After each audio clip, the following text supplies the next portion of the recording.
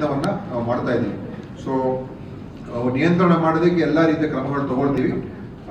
ಖಂಡಿತವಾಗಿ ಮುಂದಿನ ದಿವಸದಲ್ಲಿ ಇದನ್ನ ಒಂದು ಕಂಟ್ರೋಲ್ ಇಟ್ಕೊಂಡು ಶಾಶ್ವತವಾದಂಥ ಪರಿಹಾರ ಅಂತ ಹೇಳಿದ್ರೆ ಇದಕ್ಕೊಂದು ಲಸಿಕೆ, ವ್ಯಾಕ್ಸಿನ್ ಅನ್ನು ತಯಾರು ಮಾಡೋದಕ್ಕೆ ಈಗಾಗಲೇ ನಾವು ICMR ಜೊತೆ ಚರ್ಚೆಯಲ್ಲಿ ಇದ್ದು ಅವ್ರ ಜೊತೆ MOU ಕೂಡ ಈಗ ಮಾಡ್ಕೊಳ್ಳೋಕೆ ನಾವು ಆ ಹಂತದಲ್ಲಿದ್ದೇವೆ.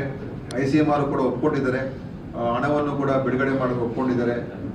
ಇನ್ನು ಆ ಸಂಶೋಧನೆ ಮಾಡೋದಕ್ಕೆ ಇನ್ನು ಅಗತ್ಯ ಇರುವಂಥ ಹಣ ಏನಿದೆ ಅದು ಇಂಡಿಯನ್ ಇಮ್ಯುನಾಲಜಿಕಲ್ಸ್ ಅಂತ ಹೈದರಾಬಾದ್ ಸಂಸ್ಥೆ, ಅವರಿಗೆ ನಾವು ಕೂಡ ಏನೇ ರಿಸರ್ಚ್ಗೆ ಅಗತ್ಯ ಇರುವಂಥ ಹಣವನ್ನು ಕೊಡೋದಕ್ಕೆ ನಾವು ಕೂಡ ತಯಾರಾಗಿದ್ದೇವೆ. ಯಾಕಂದರೆ ನಮಗೆ ಒಂದು ಪರ್ಮನೆಂಟ್ ಆಗಿರ್ತಕ್ಕಂಥ ಒಂದು ಸೊಲ್ಯೂಷನ್ ಬೇಕಾಗಿರುವಂಥದ್ದು ಭಾಳ ಮುಖ್ಯ ಇದೆ.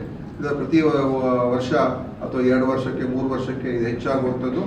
ಇದರಿಂದ ಜನರಿಗೆ ಒಂದು ಕಡೆ ಈ ಥರ ಮರಣಗಳು, ಇನ್ನೊಂದು ಕಡೆ ಭಯ ಮತ್ತು ಆತಂಕ, ಅದು ಕೂಡ ಜನರಿಗೆ ಬಹಳಷ್ಟು ಅವರಿಗೆ ಭಯ ಪಡ್ತಾರೆ ಮತ್ತು ಅದರಿಂದ ತುಂಬ ಒಂಥರ ಗಾಬರಿ ಆಗುವಂಥ ಪರಿಸ್ಥಿತಿ ಉದ್ಭವ ಆಗ್ತದೆ. ಸೊ ಅದನ್ನು ಕೂಡ ನಿಯಂತ್ರಣ ಮಾಡತಕ್ಕಂಥದ್ದಕ್ಕೆ ನಾವು ಕ್ರಮಗಳು ತಗೊಳ್ತಾ ಇದ್ದೀವಿ.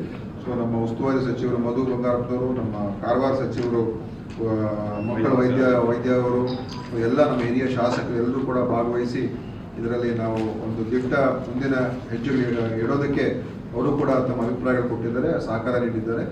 ನಾವು ಇದನ್ನ ಇವತ್ತೇ ಎಲ್ಲ ತೀರ್ಮಾನ ಅಂತ ಹೇಳೋಕ್ಕಾಗಲ್ಲ, ಮುಂದಿನ ಬೇರೆ ಏನಾದರೂ ಡೆವಲಪ್ಮೆಂಟ್ಸ್ ಮೇಲೆ ಅದನ್ನು ಕೂಡ ತೀರ್ಮಾನ ತಗೊಳ್ಳೋಕೆ ನಾವು ತಯಾರಾಗಿದ್ದೇವೆ.